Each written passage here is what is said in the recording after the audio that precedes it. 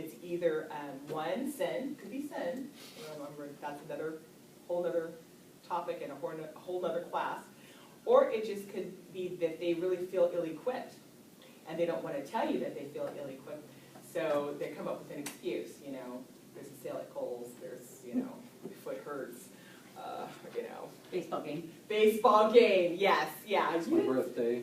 Yeah, oh my word, thank you, the birthday, yes. Wait, and then it's their birthday too. I'm like, didn't you have a birthday last month? I saw that Facebook. I'm like, you can't lie. Your birthday says your birthday was last month. So yeah, or the aunt's birthday, or somebody has come into town. I'm like, if somebody's coming to town, bring them to club. Yeah. Bring them on to club. We will party with them at club. I got the stuff at club. What do you want? You want cake? I can't make cake, but I know ladies who can. And they're just waiting for somebody to call them and say, can you make a cake? Or we can buy some at Vons. So we really need to be equipping them. So what tools do you guys need to get into place? Let's think of something you write down. If you're not a writer, you don't have to write that down. What tools do you need to get into place? Is it resources? How many of you access the awana.org site? More than once a year. Aha, that's good, that's good. What about all the little, have you seen, what is it, the new, I printed one out, the You Belong? Have you guys seen the new You Belong? I love this, because first of all, it's like really like new style, and I love graphics and everything. So have you guys seen this? We actually, the videos. I love the videos too. Yes. We ran those last year in a large group. It was awesome. Yeah, I would be like, can we run these at church? I would be like, can we have who's got laptops that can have them stationed where people get their coffee and their donuts? So they're seeing those videos running going, oh, maybe that club thing, the Awana ministry is not so crazy after all. So if you don't have access, so sometimes I know, sometimes club and church is separate, and you don't have as much access to the worship service, get the laptop out, get your iPad out, and station it as a coffee station, so people can actually see what's happening. So I'm like in love with those videos because I'm highly visual as well, and so whatever it takes, we're just going to have to start thinking outside the box, because if you didn't need volunteers, you would not be here. So we're going to have to do more than what we're doing now. Training, encouraging gifts, we've already talked about that. Directions, sometimes people just need literally step-by-step directions.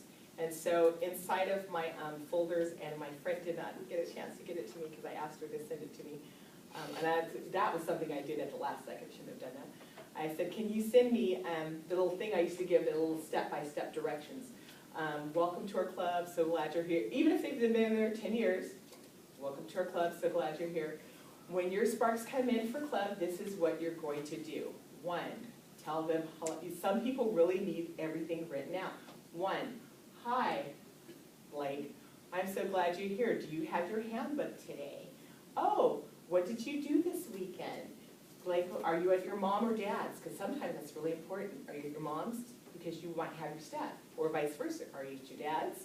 You don't have your uniform? Well, that's okay. Hopefully, maybe next week, and then, whatever. Sometimes volunteers need the step-by-step instructions. And so that's another thing inside their folder, if you have folders, if you're directors, or even for you commanders, if you are communicating with your directors every week, just reminding them, have they been able to talk to their volunteers? Because the thing is, as a commander, you can't always be going around trying to get volunteers for each club, because you don't necessarily know what's happening in each club.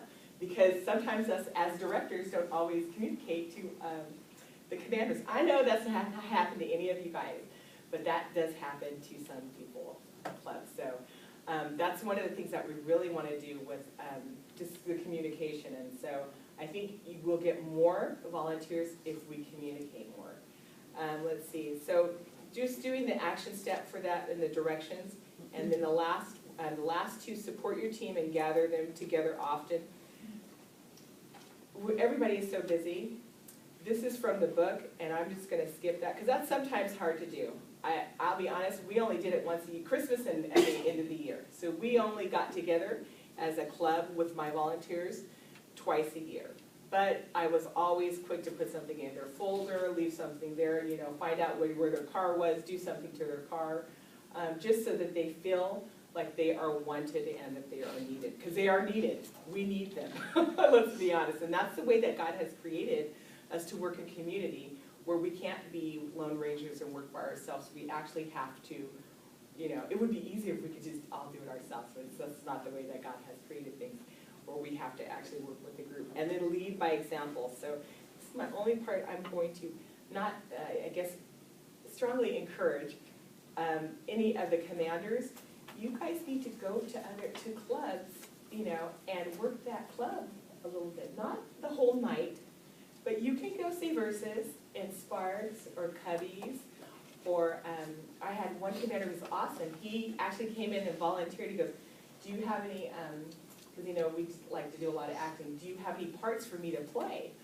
Oh yeah, I've got a part for you to play. I said, do you mind being the fall guy for, you know, this particular little play?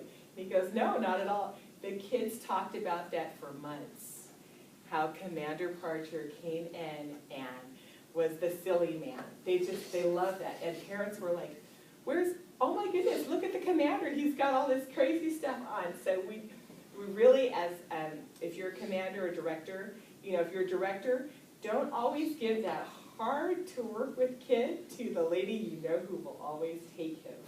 You know, just pop into that part of club one night and say, you know, have your stuff done ahead of time so you don't have to, you know, be scurrying.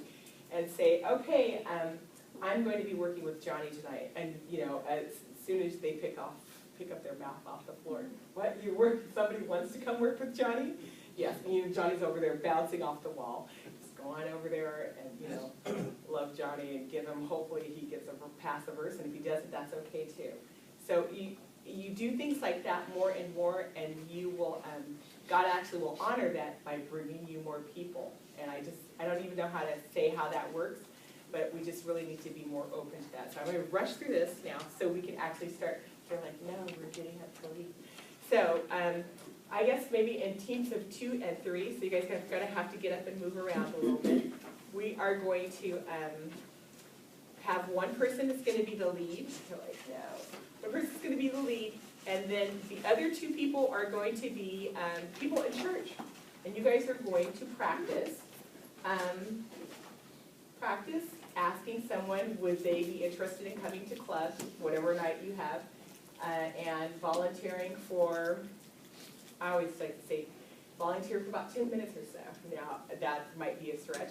You could just be saying, you're going to be there all night. I don't think that's a good idea the first night. You're just coming or checking out our club, or coming, I always like to say 10 minutes or so. And then, you know, because I honestly say you only really have to be there it's just a look. They're just looking around. So you guys can do that for about, I don't know, 2 minutes. Just turn around to the person around you, behind you, get into it. I know, I can move this. It's like herding cats. I've heard time to herd the cats, folks. So just don't try to run off.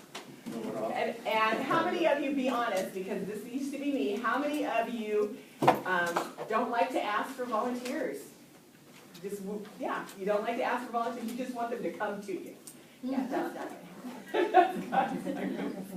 That's all right. You're going to have to actually get out there and ask for volunteers. So let's go ahead and practice that for like a minute or 2.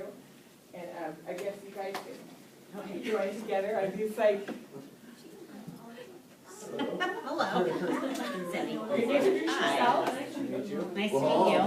So you have all ages. I'd like to volunteer when the kids are. Orlando. You're associate pastor. Yeah, I'm not trained or paid. That's awesome. You've been going through Yeah. I don't know.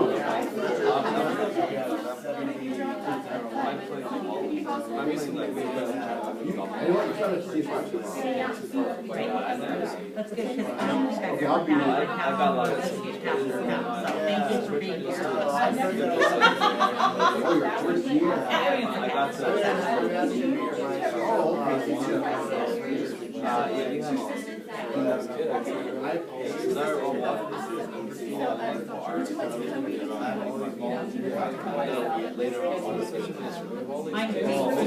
I'm paid to command.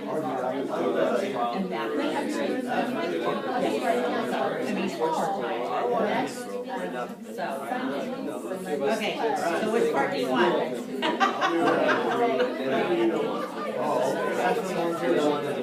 You ask for volunteers all the time? How do you ask for volunteers? Right. Yeah.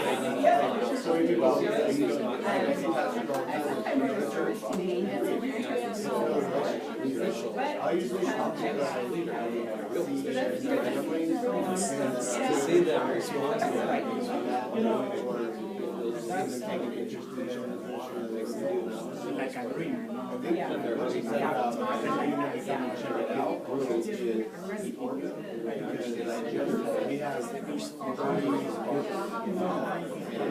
It is, exactly. Yeah, they're like, they're running. Let me talk to you later. A secretary that's pretty regular. Great, so you'll be director. Maybe director. Because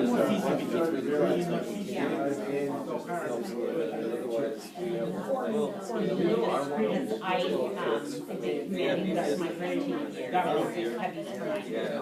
So, the biggest thing was, one time at church, I wasn't on Awana, someone asked me to do something, and they asked me if I made a phone call, and then all of a sudden, I was the person that wanted to do everything, so I never know that, like, I never did. So, right now, we have clubs, we have heavy club, we have two, we have African and heavy, and then our other clubs are, but we have no director in our heavy now. So